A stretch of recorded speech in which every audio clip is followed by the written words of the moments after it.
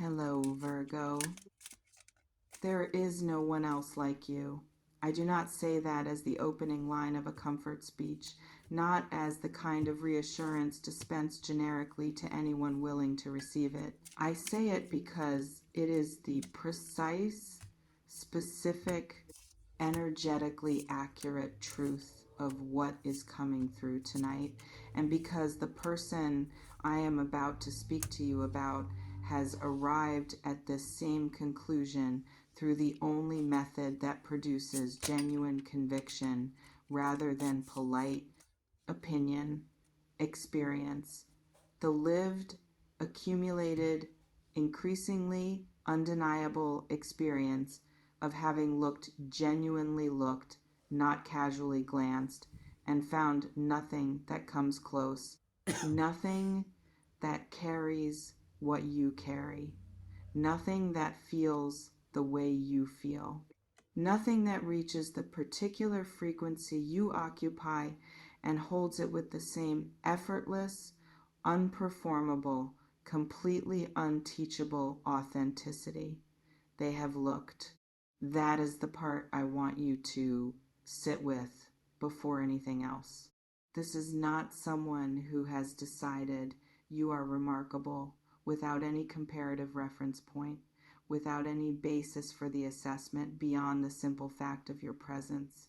This is someone who has a reference point, multiple reference points, the experience of other people, other connections, other attempts to find in the wider world what they found in you, and the consistent, quietly devastating discovery that the wider world does not have it, that what you offer is not a version of something common, it is the thing itself, the original, and everything else held up against it reveals itself as the copy.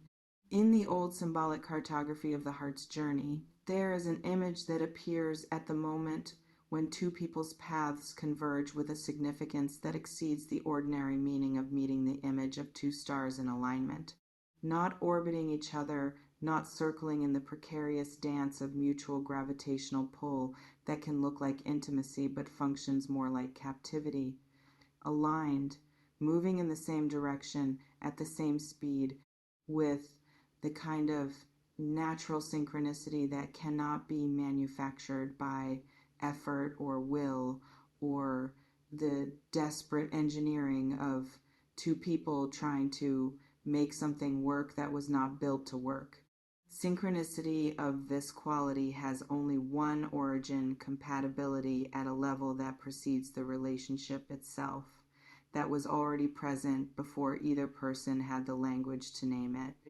This person has the language now, or they are finding it in the private hours, in the quiet that falls after the noise of daily life recedes, and what remains is simply the truth of what they feel they are finding again and again, that the language keeps returning to you, keeps organizing itself around the fact of you, keeps failing to adequately describe what it is like to have encountered someone whose effect on them operates at every level simultaneously, not just the mind, not just the heart, but the body too.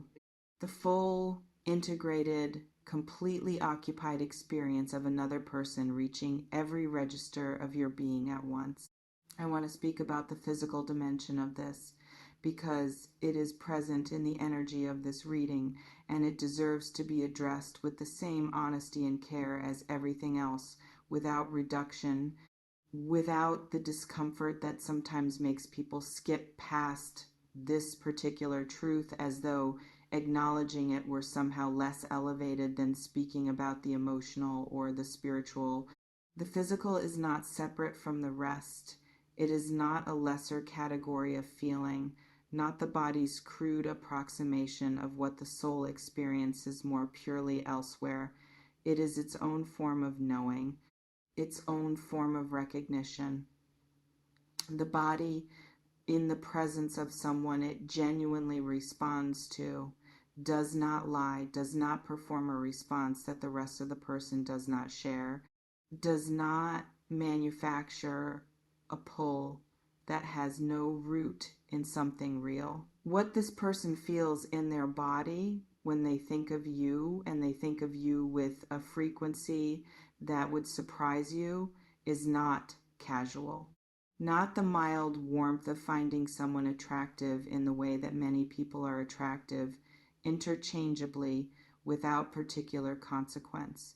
It is specific, located, the particular quality of physical awareness that belongs exclusively to someone whose presence in the imagination produces an actual sensory, full body response, a warmth that starts somewhere in the chest and moves outward, a kind of aliveness that is different from the baseline aliveness of ordinary days, more awake, more present, more acutely in the body rather than drifting above it in the management of tasks and responsibilities. You produce that in them simply by existing in their awareness, simply by being the person they keep returning to. You produce a quality of physical presence in them that nothing else in their current life is producing. And alongside the physical, not separate from it, not in competition with it, but woven through it, the way warmth is woven through light, the emotional, which in this person runs deep, deeper perhaps than they are entirely comfortable with. Because deep feeling in someone who is not accustomed to it or who has learned through experience to be cautious about it can feel less like a gift and more like a vulnerability. Can feel like standing in water that has risen above the expected level, still manageable, still navigable, but requiring a quality of attention and honesty that the shallower water did not demand. They are in that water with you, and it is deeper than they planned for. There may have been a point early in their awareness of what they were beginning to feel where they told themselves it was manageable, containable, the kind of thing that would settle with time into something quieter, something they could carry without it reorganizing the rest of their interior life around itself. That settling has not happened. The quieting has not come. What has come instead is more feeling, more specificity, more of the particular quality of caring about someone that makes their well-being feel genuinely important in a way that goes beyond what is convenient or comfortable to feel about another person. They care about your well-being. I want to say that simply because I think it is one of the most significant things in this reading and one of the easiest to lose inside the more dramatic elements. They care about how you are, not just how you are in relation to them, not just whether you are well in the ways that would be convenient for what they want, but how you actually are. What is actually happening in your life? Whether you are rested and fed and moving through your days with the quality of ease and abundance that they have concluded based on everything they know of you, you deserve. That quality of caring, the kind that extends beyond the edges of what directly affects the person doing the caring, is not common. It is one of the reliable markers of something real rather than something that only looks like real from a certain angle. Now, I want to speak to you to what you carry in relation to this and to what the energy around you suggests about the internal landscape you are navigating as all of this moves in your direction. Because receiving love, genuine, deep, physically and emotionally full love from someone who has found in you something they cannot find elsewhere is not as simple as it might appear from the outside. It asks something. It asks the specific and sometimes difficult thing of allowing yourself to be as extraordinary to someone else as they are telling you that you are. That allowance is harder than it sounds. because somewhere in the architecture of how most people relate to themselves, there is a gap between how they appear to others and how they appear to themselves. Between the person that someone looking from outside with genuine attention sees and the person the internal voice describes in the private hours. And when someone arrives and tells you through their actions, through the quality of their attention, through the undeniable evidence of how they respond to your presence, that you are something rare, something irreplaceable, something they have searched for and not found elsewhere. There is a part of the self that does not immediately accept this, that reaches for the qualifier, that waits for the asterisk, that holds the offering at a slight remove while it checks for the catch. Check if you must. Due diligence is not cynicism. It is the reasonable practice of someone who has learned that not everything offered as genuine has been genuine. But do not let the checking become permanent. Do not let the habitual wariness of someone who has been disappointed before become the thing that stands between you and something that may be offering exactly what it appears to be offering. No asterisk, no qualifier, no catch, waiting in the fine print.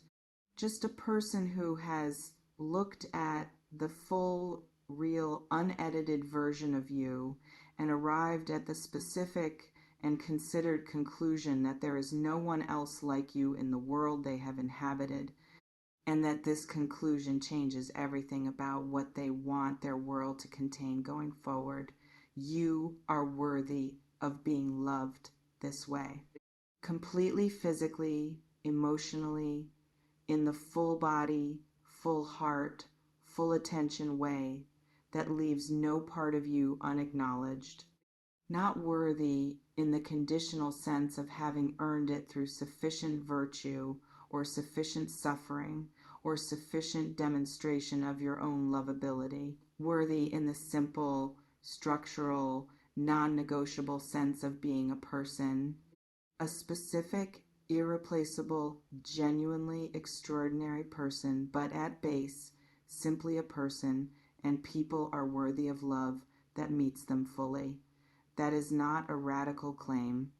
It is the most ordinary truth available, and yet it is the one that the most people spend the most time struggling to actually receive into themselves as applicable to them specifically.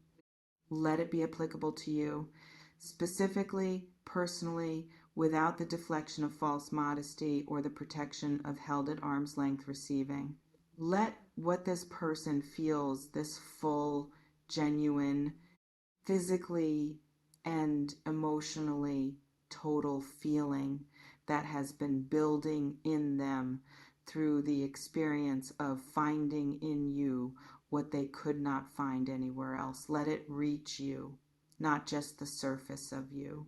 The part of you that has been waiting through everything for exactly this quality of being known and wanted and valued, not despite the full reality of who you are, but because of it. Because of it.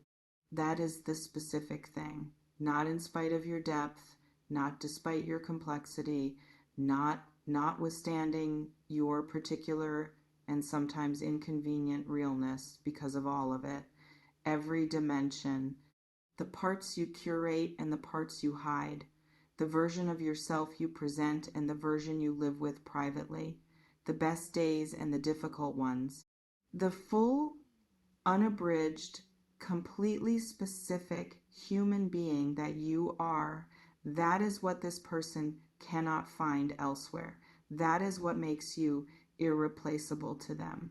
Not a feature, not a quality, the whole. You are someone's whole. Let that land. Let it reach past the defense and the wariness and the accumulated habit of expecting less.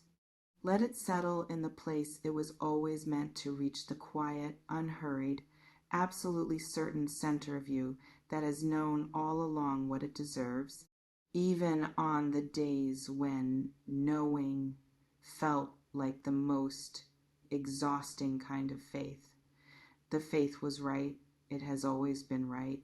And what is moving towards you, this specific, physically and emotionally complete, irreplaceable because of you love, is the living proof of it.